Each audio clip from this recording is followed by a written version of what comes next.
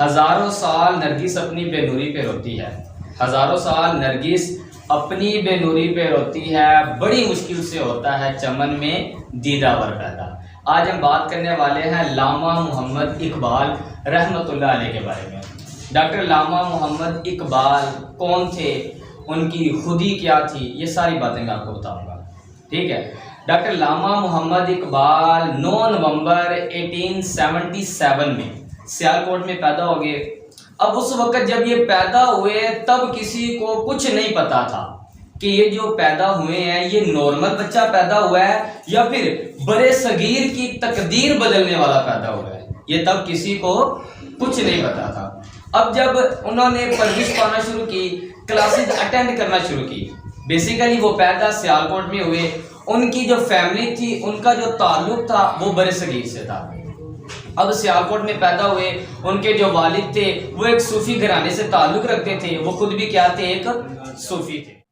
جب انہوں نے اپنی سٹڈی سٹارٹ کی، یعنی 1 کلاس سے لے کر 8 کلاس تک انہوں نے پورے ڈسٹرکٹ میں پہلی پوزیشن حاصل کرتے تھے، اور انہیں بچپن سے ہی شاعری کا شوق تھا، شعر لکھتے تھے اور بہت ہی زیادہ لکھتے تھے۔ ایک ہوتا ہے ایک آدھا شعر لکھنا اور ایک ہوتا ہے بہت ہی زیادہ شعر لکھنا، تو وہ بہت ہی زیادہ شعر لکھتے تھے۔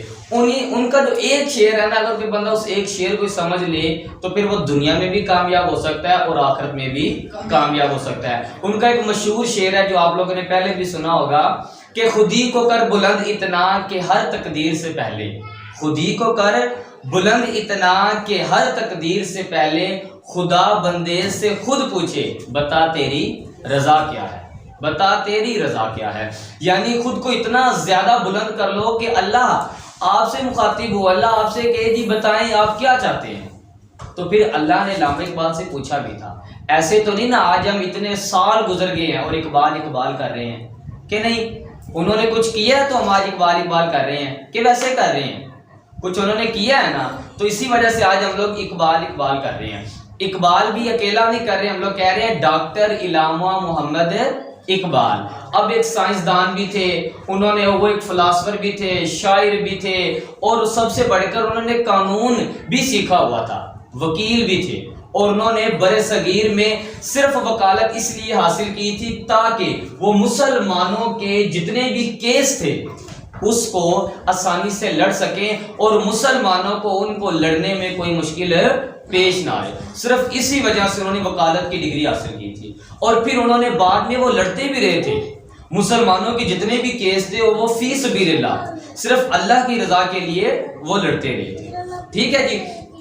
اسی کے ساتھ ساتھ وہ ایک بہت بڑے، صرف بڑے نہیں بہت بڑے عاشق رسول بھی تھے، بہت بڑے عاشق رسول بھی تھے۔ انہوں نے ایک شعر بھی لکھا تھا جو بہت ہی زیادہ مشہور بھی ہے، کی محمد سے وفا تو نے تو ہم تیرے ہیں، کی محمد سے وفا تو نے تو ہم تیرے ہیں، یہ جہاں چیز ہے کیا لوح و قلم تیرے ہیں۔ یعنی آپ حضور سے محبت تو کریں، اگر آپ لوگ حضور سے محبت کریں گے، حضور کو چاہیں گے، حضور کو سب کچھ مانیں گے، تب ہی آپ دنیا اور آخرت میں کامیابی حاصل کر سکتے ہیں۔ اسی لیے علامہ اقبال نے کہا تھا کہ محمد سے وفا تو نے تو ہم تیرے ہیں، یہ جہاں چیز ہے کیا لوح و قلم تیرے ہیں۔ آج ہم لوگ اقبال ڈے تو مناتے ہیں، لیکن اقبال نے جو پیغام دیا وہ ہم نہیں مناتے، اس کو ہم سمجھتے ہی نہیں ہے کہ اقبال نے کیا کہا تھا، اقبال نے اپنی شاعری میں کیا بیان کرنے کی کوشش کی تھی۔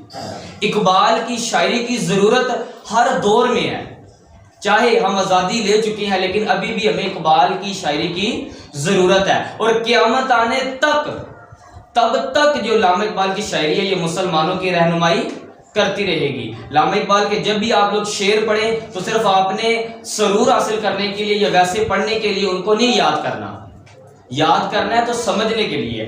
اللہ تعالیٰ آپ کو اور مجھے حقیقی معنوں میں علامہ اقبال کی شاعری کو سمجھنے اور اس پر عمل کرنے کی توفیق عطا فرمائے۔ وَمَا عَلَيْنَا إِلَّا الْبَلَاغُ الْمُبِينُ۔ Thank you.